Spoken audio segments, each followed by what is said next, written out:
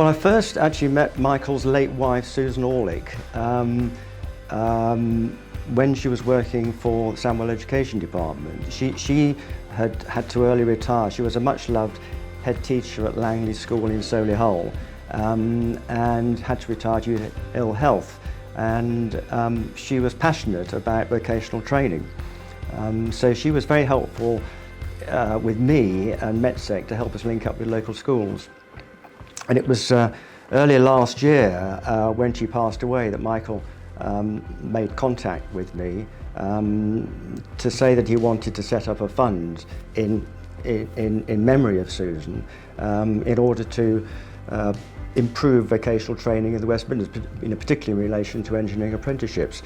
At the same time, Michael said he'd just been diagnosed with stage 4 cancer, so he had probably about a year and a half left. So there was an urgency about the whole process. So what we did was we decided to actually just investigate what was going on as of now. And we met up with METSEC, Alucast, 3 schools, spent some time here with Gareth at In-Comm, and also the UK Metals Council were very helpful. And out of that we discovered that, well, frankly, apprenticeships in small, medium-sized enterprises are an endangered species.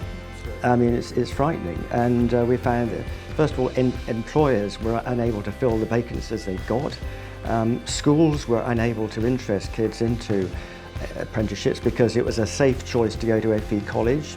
You had to stick your neck out to the end of your year 11 to apply for an apprenticeship, and then if you were unsuccessful, you got no job and no training. Well, Michael wants to give initially 25,000, and we really asked In-Comm, Jane, to come up with some proposals about how they could spend that most effectively.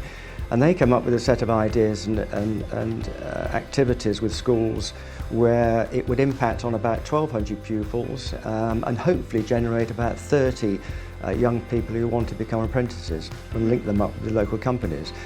The support was a series of interventions, STEM workshops, a sort of pre-apprenticeship taster days,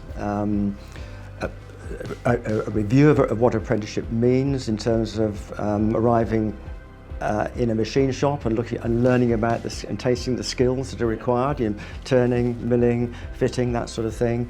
And then the fourth item was introduction to the Formula One competition and launching that, where the school is able to then design, make and race a car against standards, justice competitions. So those were the 4 interventions. It will impact 5 schools, plus there's some change left over. So In-Comm are going to spread that around to other schools in the Black Country. Well, hopefully we can discover some more James Dysons. Basically, you know, that's it. Because if kids have got massive potential, and the challenge we have in this country is getting them to develop that potential. And you know, hopefully we'll give a few more opportunities to youngsters who can meet it.